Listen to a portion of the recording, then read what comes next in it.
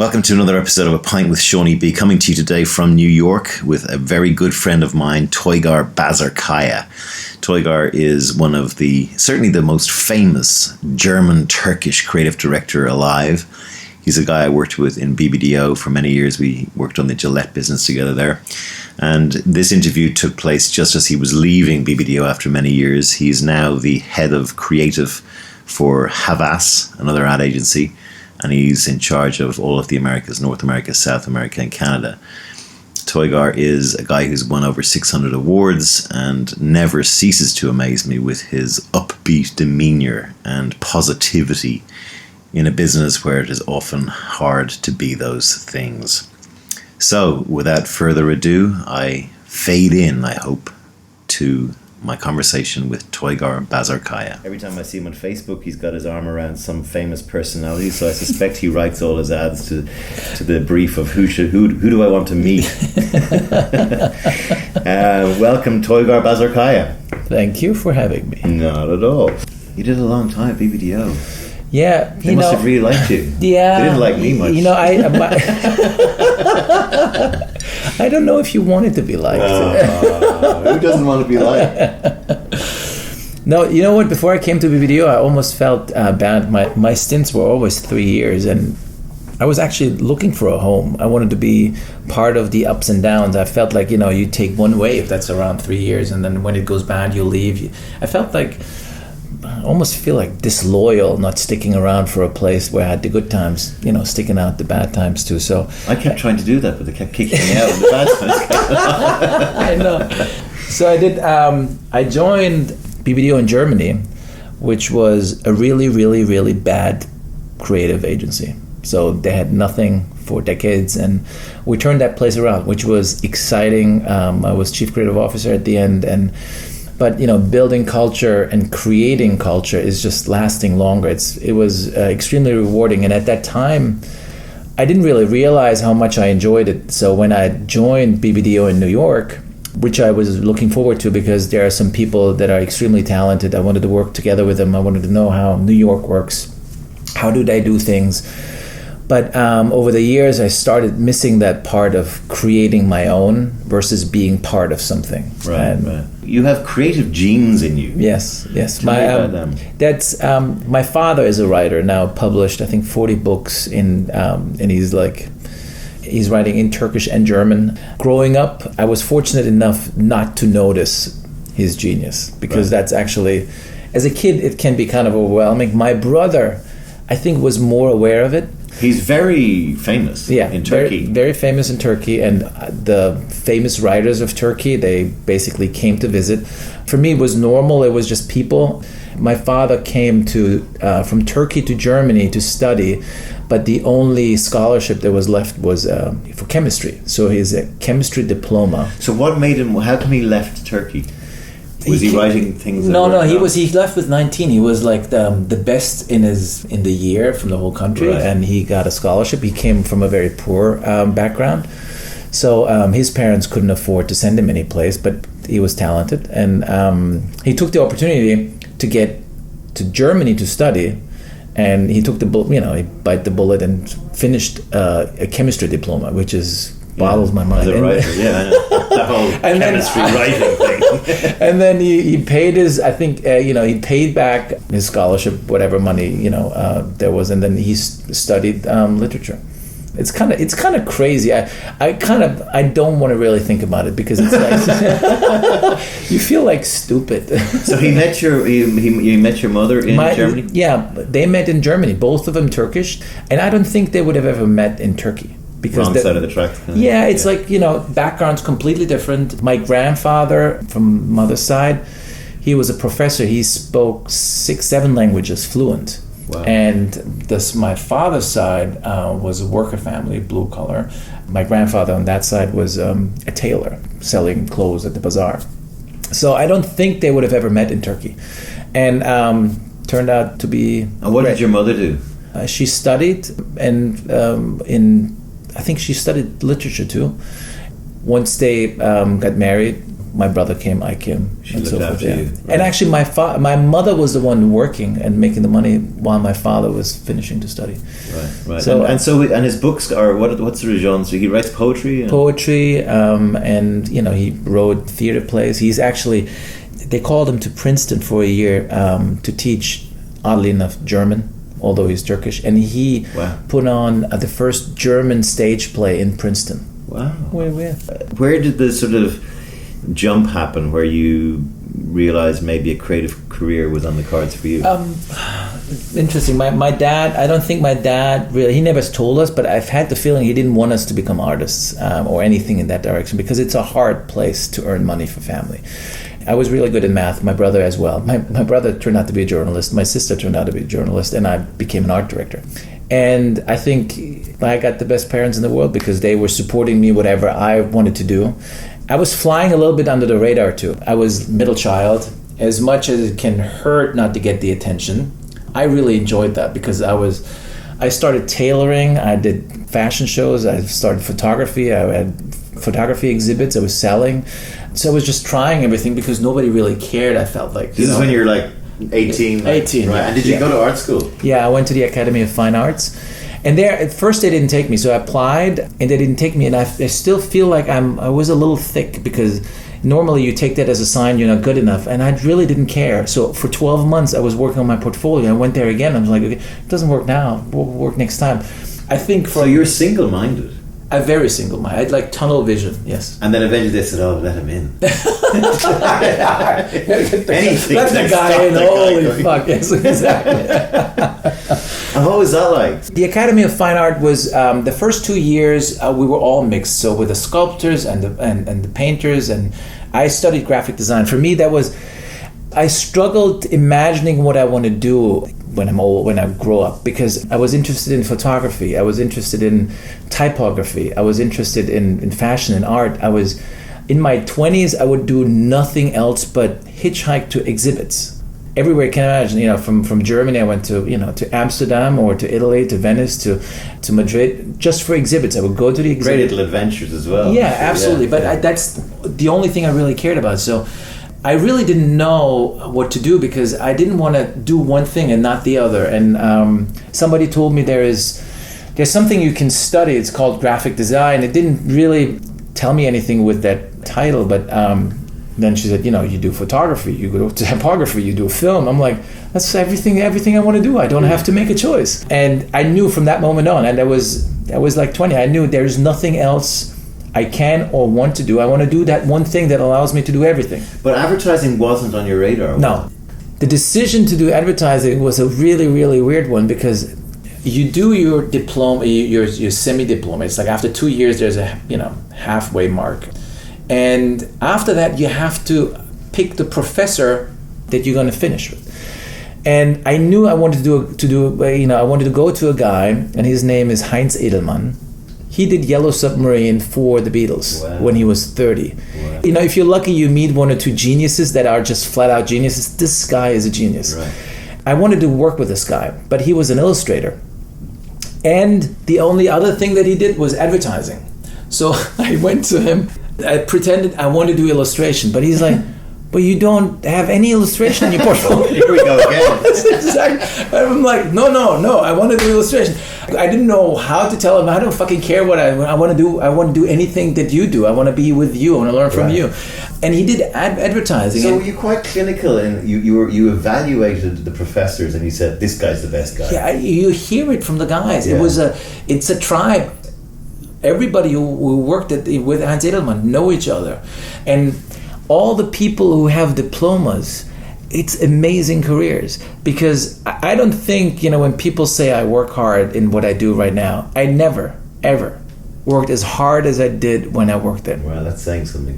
We literally slept under the table for 4 hours and went back.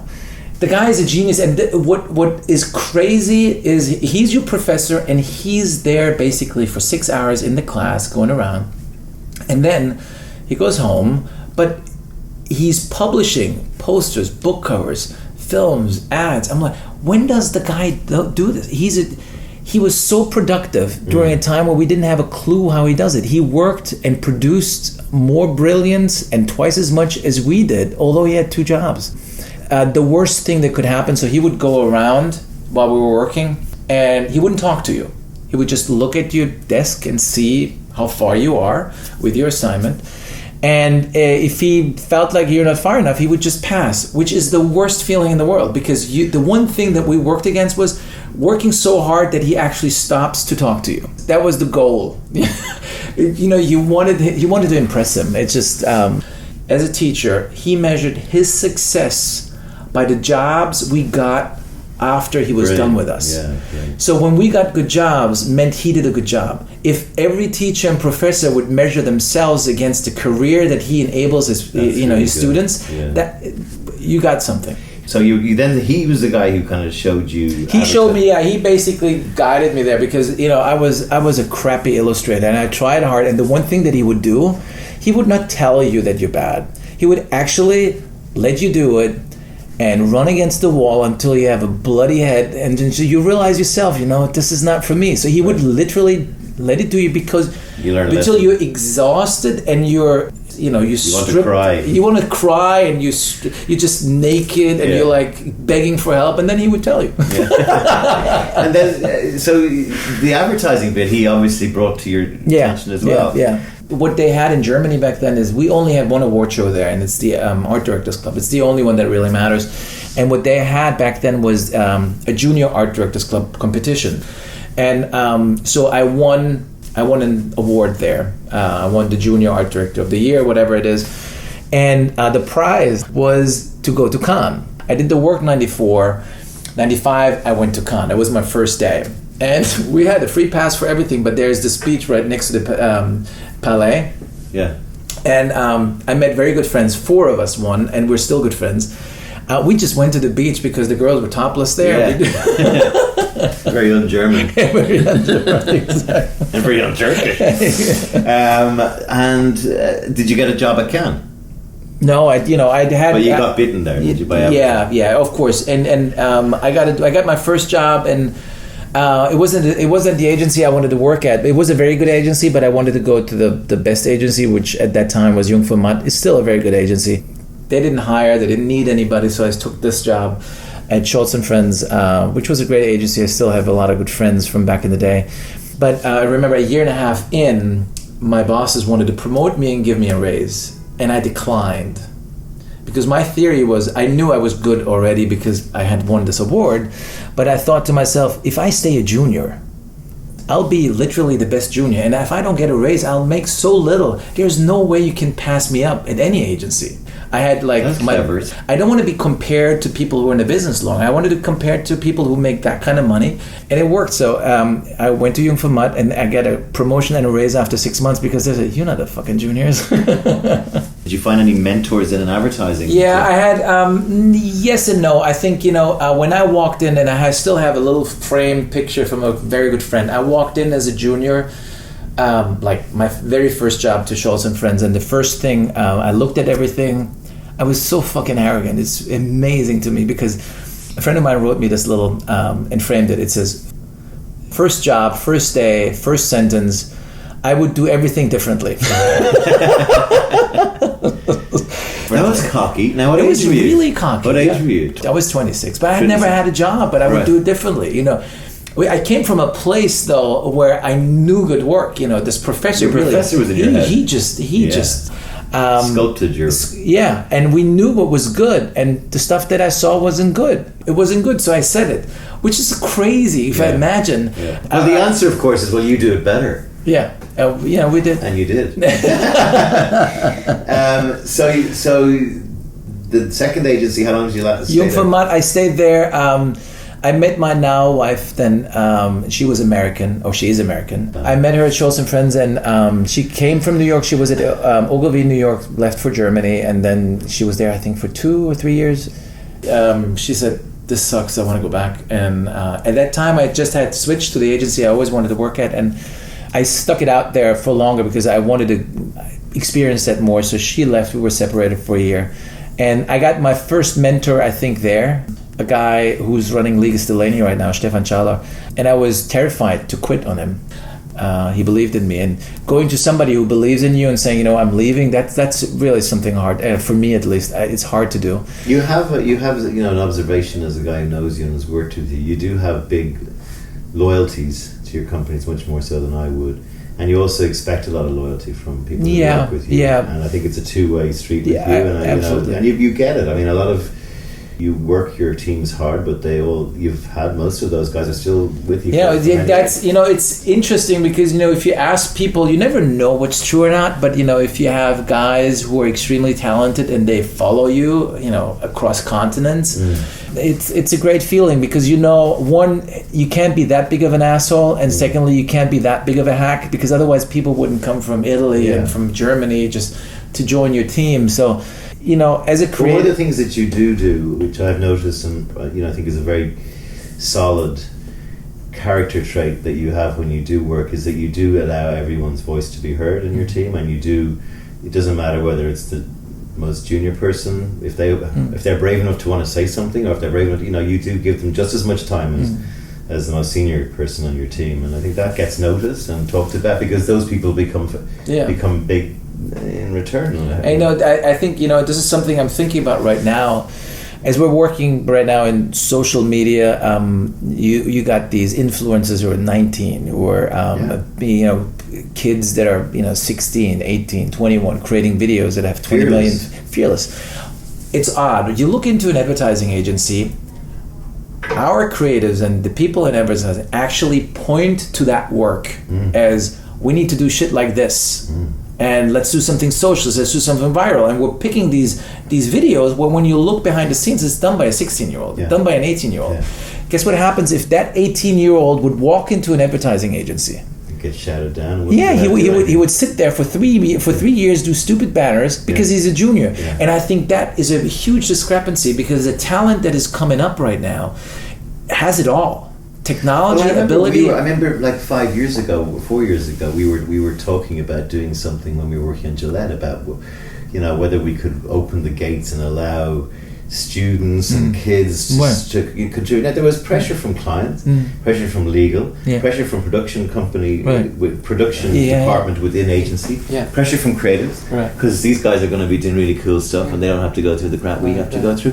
And it was all kind of, there's so many reasons why it can't be done. And I'm telling you, this is one thing I'm really excited about, shaping an agency.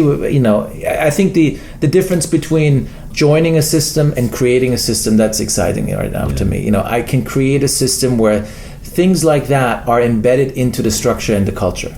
I've seen talent now over 20 years being juniors, now being creative directors, winning Cannes Lions, Gold Lions, and so forth. I know these when they were kids and joining in the first year. And there are more of them coming. You just have to give them the confidence and you have to guide them a little bit because, of course, young and unexperienced, but they can do stuff you can't. Somewhat perversely, it's easier to do it in a Havas than, say, a BBDO or an Ogilvy, where the way we do things is so entrenched. It's almost fearful to like I always felt like JWT, these guys, they should have little skunkworks agencies, like literally trying to outdo their own teams, but and set apart, like up in the Bronx or wherever. Just get this little sort of grungy thing going. Let these kids cut their teeth there, and then you visit up there once or twice a week and walk around like your professor. I'd love it to be part stuff of, like that. Where no agency's been brave enough to break it and just say, and it is broken anyway. But like that, to break away from the way things are done. So your girl came to America and left you, and then did you come chasing after her? Yeah, I came, and then I was just as arrogant as my first day in the business. I came to New York because I knew I worked in the best agency in Germany called Jung von Matt, and I came here and I had a list of like 3 agencies I would like to work at, and it was the best 3 agencies in the US. But I thought I'll go to those and I'll find a job. I would tell people I'm from Jung von Matt, and they would just stare at me with a blank stare. I'm like, I can't even what say it. And I was unemployed for 6 months. It was so humbling. And what did you do when you were unemployed? it passes like this, and I actually still regret that I didn't enjoy the time more. Yeah. I had interviews. Right. I had actually I had eventually you were at McCann Erickson like, please I give me a job. I said exactly that's what I said. I'll do the coffee at Gray. Just give me a fucking job. I'll do anything. And it was actually healthy. It humbled you a bit. Humbled, big time, big time, because nobody knew who the fuck I was, what agencies I worked at. I was nothing. Yeah. What agency did you end up with then? I joined DDB in New York. It wasn't a very good agency, but I had no idea about advertising history. My first assignment was a 50-year anniversary ad for DDB.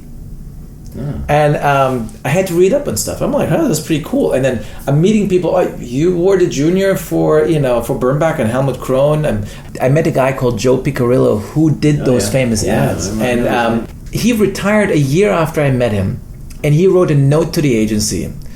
And if I wasn't sold on advertising, that sold me on advertising. Really? Yeah, because it was a thank you letter to advertising. Thank you for a job where I'm asked to come up with something new every day. Thank you for a job that lets me work with the best directors, the best photographers, the most beautiful women in the world. Yeah. And he was going on, and you were complaining all day. Then you were reading this, you were getting goosebumps. I was like, he's right. Yeah. The job we're doing, there is no better job. I'm really convinced of that. Yeah, and you give off that energy. When we were together, I was a sort of cynical eye roller in the background, but you were always laughing and trying to, you even if it was 1 a.m. and we had something just getting beaten up, you were always able to kind of see the positive side, or tomorrow's another day, and come back at it. And you worked really hard. I mean, you burnt the midnight oil nearly every night, which was. But it has a lot to do with the sheet of paper where we're writing the script, the film, whatever it is. That to me, at one point I realized that one sheeter that we're presenting to our clients, selling, producing, that one sheet of paper is 6 months of my life. Because I sell this, I produce this, I have to look for a director, I have to shoot it, edit it, and it's a long process. Yeah. On that sheet of paper, if there's something great on there, I'm gonna have a great time for the next 6 months. Yeah. And if there's shit, just because I don't want to go till 1 o'clock and I call it a day at 8 p.m. And I put shit on there, I just fucked myself for 6 months. Yeah. Skip a bit, and then you went into BBDO. Mm-hmm. We've talked about that. You presumably got married somewhere along the way. I have twins. You have twins. They were born. They're very cute. Yours, yes, cute and crazy. But actually, they were born in New York, which is kind of weird because they're true New Yorkers. That's probably the only true New Yorkers I know are my kids. Yeah, brilliant. You came back to New York though. Why was that? I came here in '97. I worked at DDB. Then the bubble burst. 2000. Everything went downhill. DDB kind of changed. Lost big accounts. A lot of friends left, and I left too. I went to Boston, to a place called Mullen, and then I got a call from a friend in Germany who said, I'm looking for a partner to run Mercedes, and I basically quit that day, and I went gladly back to Hamburg and did that for a while, and then joined BBDO in 2007, and it's exciting. So were they sad to see you go in BBDO? Yeah, and to be honest, did Andrew Robertson cry? No, but I almost did. I love those guys. It's like a big family with the most talented people, and it really hurts. And the weird thing is, the day I gave notice, I noticed how much I'm going to miss things. What we're doing in our business, we're kind of accumulating experience, and every agency, every experience has a nugget of, this is awesome, they did this really well, and I did this here and really worked well. So if you put the pieces together and say, I've been doing this for 20 years and I've been learning what different people did really well, and you take the best of the best and you put it together, I'm really excited to see if I put the things together that I believe work, if that really works. What would you say to somebody, the younger you, or to a person who was maybe in Germany or Turkey and wanted to get into advertising, or in America, wherever? What would you say to them? What advice and wisdom would you? I would give them, it's a weird one, because I feel like you're responsible for the quality of the work, and the only person who is responsible is you. Oftentimes what I don't like when people start blaming other things around them for the work not being good. I think you have to take responsibility for the quality of work. It's up to you. And the second thing is a certain sense of confidence. For me it was almost arrogant when I look back, but you have to believe in yourself. And I think these days even more, as we're seeing, talent doesn't really have an age. I think the confidence, go with it, and don't find excuses. And that leads, at the end of the day, that leads to hard work, because you start excusing yourself when you want to call it a day. You can really achieve anything. It's a mix of the confidence that you know that you have the ability and the insecurity of a great creative, because we never know if we're good enough. It's something that drives me. I don't know if I'm good enough. That's ingrained insecurity is extremely helpful, and I think a lot of people have that. Well, Toygar Bazarkaya, you're certainly good enough to get the head of creative job for Havas, the Americas, which you're about to take up in a week's time. I wish you every success with that. I don't really need to wish you that, because I know it'll work out great for you, because you're very charismatic, and you're a guy who I'm just always amazed at how you retain such passion for the business we work in. And it's difficult in these times sometimes. And next time I'm wherever, we'll catch up and see how you're getting on. Oh yeah, I think that interview after a year will be more interesting.